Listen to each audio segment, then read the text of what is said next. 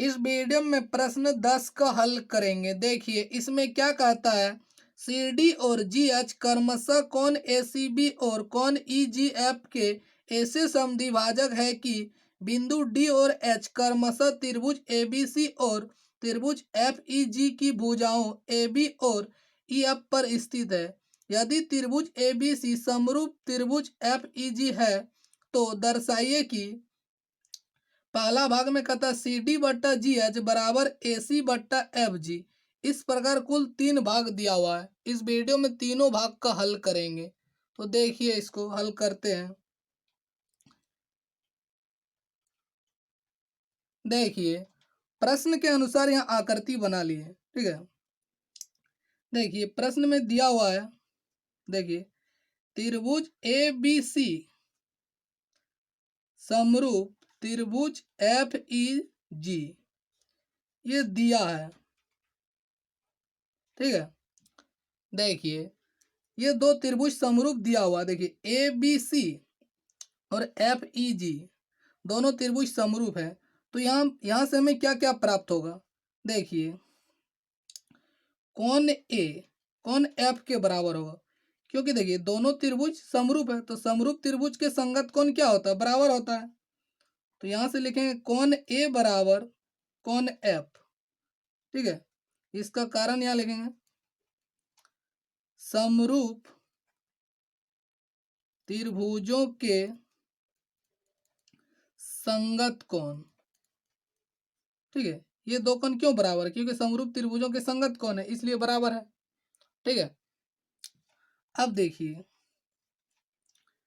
उसी प्रकार देखिए कौन सी और कौन जी ये भी संगत कोण होगा, ठीक है। ये पूरा कोण, तो यहां से देखिए कौन सी बराबर लिखेंगे। अब देखिए कौन बी बराबर कौन ई भी लिख सकते हैं, लेकिन इसका भी जरूरत नहीं है, इसको नहीं लिखें, ठीक है।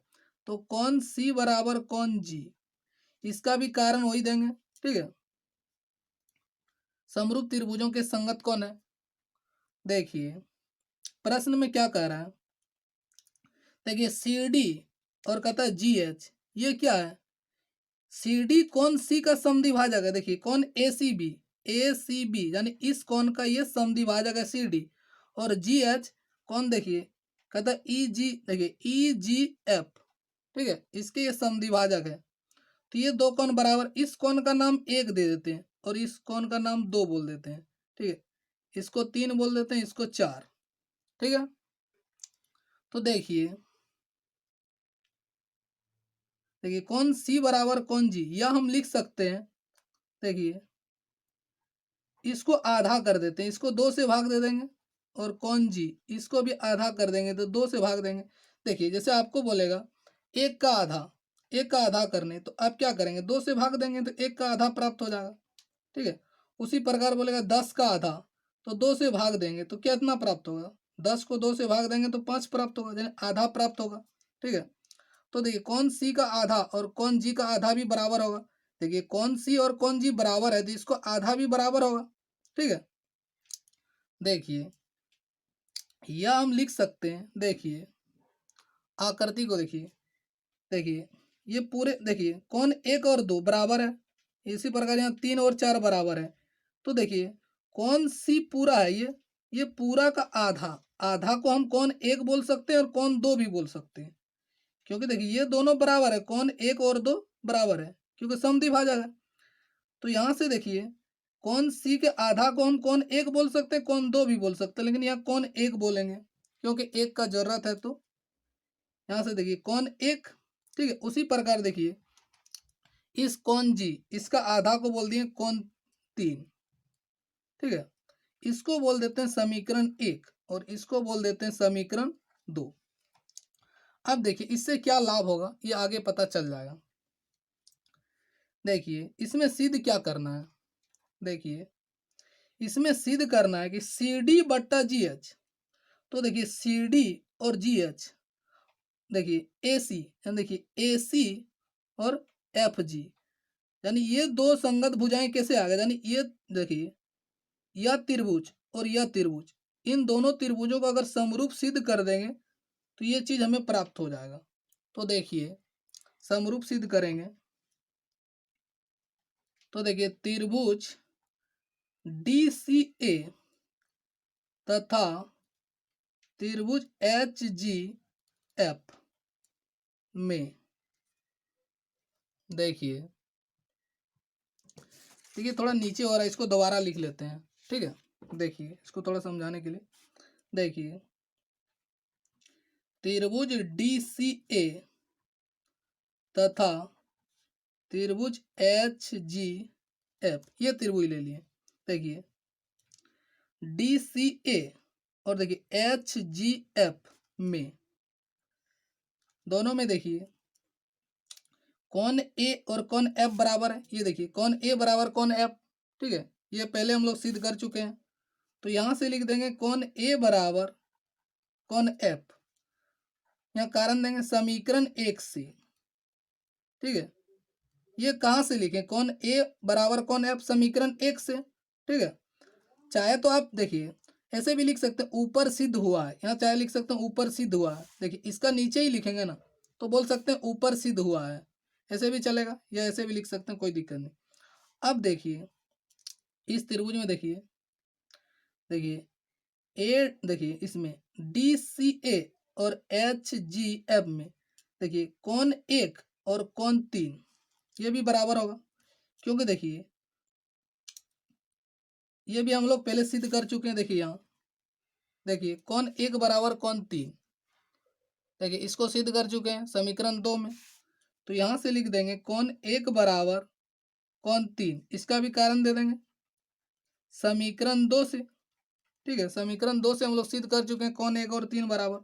तो देखिए दोनों त्रिभुज में देखिए दो संगत कोण बराबर हो रहा है। देखिए ये कोण इसके बराबर, ये कोण इसके बराबर, तो तीसरा ऑटोमेटिक बराबर हो जाएगा।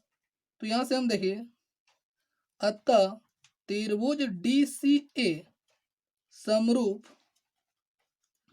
त्रिभुज HGF, ये दोनों त्रिभुज समरूप हो जाता है। किस नियम से, तो एंगल समरूपता कसौटी से, ठीक है। एंगल समरूपता कसौटी से ये दोनों त्रिभुज समरूप हो जाता है। तो ध्यान से देखें तीसरा भाग में क्या कहा, यही चीज कहा DCA समरूप HGF, तो ये देखिए ये तीसरा भाग सिद्ध हो जाता है। देखिए ऐसा नियम तो नहीं है कि आपको यहाँ पहले भाग में ये चीज दिया तो पहले भाग को ही पहले सिद्ध करके दिखाएं। आप कोई भी भाग को पहले सिद्ध कर सकते हैं, उससे कोई दिक्कत नहीं है, इसको कोई गलत नहीं दे सकता है, ठीक है। तो ये देखिए तीसरा भाग सिद्ध जैसे हो गया, अब यहाँ से हम पहला भाग को सिद्ध कर सकते हैं। देखिए कहता CD बट्टा GH, ये चीज लाना। तो यहाँ से देखिए दो त्रिभुज जब समरूप सिद्ध हो गया, तो यहाँ से संगत भुजाएं देखिए समान अनुपात में होता है। तो यहाँ से देखिए क्या बोलता है CD, तो देखिए दूसरा और पहला अक्षर से बनने वाले भुजा क्या है CD, तो यहाँ लिए CD, ठीक है। तो यहाँ भी देखिए दूसरा और पहला अक्षर से बनने वाले GH, तो CD बट्टा GH, ठीक है। और देखिए AC, तो देखिए तीसरा और दूसरा अक्षर से बनने वाले भुजा AC। उसी प्रकार इसमें भी देखिए तीसरा और दूसरा अक्षर से बनने वाले भुजा FG। तो यहां से देखिए दो त्रिभुज समरूप है, तो संगत भुजाएं समान अनुपात में होता है, ये हम लोग जानते हैं। तो यहाँ कारण लिख देंगे, देखिए समरूप त्रिभुजों के संगत भुजाएं, इतना आपको कारण में लिख देना, ठीक है। देखिए ये संगत भुजाएं समान अनुपात में, कैसे, क्योंकि समरूप त्रिभुजों की संगत भुजाएं हैं, इतना आपको कारण है। तो देखिए ये पहला भाग सिद्ध हो जाता है, ठीक है, ये पहला भाग सिद्ध हो गया। अब देखिए ये देखिए भाग 3 और भाग 1 सिद्ध हो गया। अब दूसरा भाग देखिए DCB, तो ध्यान से देखें ये त्रिभुज जिस प्रकार देखिए DCA और HGF को देखिए समरूप सिद्ध किए, क्या उसी प्रकार इसको भी कर सकते हैं, तो इसका आंसर है हाँ।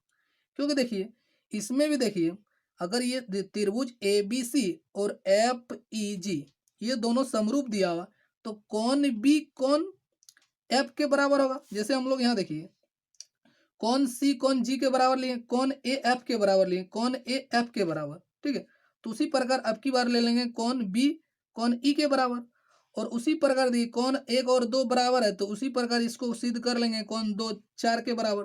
तो इसको सिद्ध करने की दिखाने की आवश्यकता नहीं, सिद्ध करके इसको आप डायरेक्ट भी लिख सकते हैं। देखिए यहाँ लिख देंगे भाग 3 की तरह से, ठीक है, भाग 3 की तरह, भाग 3 में जिस तरह हम लोग भाग 3 को सिद्ध किए उसी तरह भाग 3 की तरह से हम सिद्ध कर सकते हैं त्रिभुज डीसीबी समरूप, देखिए डीसीबी समरूप एच जी ई समरूप होगा। ठीक है, भाग 3 इस प्रकार ये समरूप होगा। चाहे तो आप पूरा करके भी दिखा सकते हैं। ठीक है, आप इस प्रकार भी लिख देंगे तो आपका सही हो जाएगा, क्योंकि आपको दोबारा करके दिखाने की आवश्यकता नहीं, जिस तरह भाग 3 किए उसी प्रकार ये भी होगा।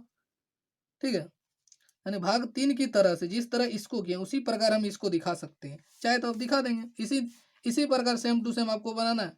ठीक है, यहाँ जैसे कौन 1 बराबर 3 सिद्ध किए, देखिए यहाँ कौन 1 बराबर 3 सिद्ध किया, आपको यहाँ कर देना है कौन 2 बराबर कौन 4।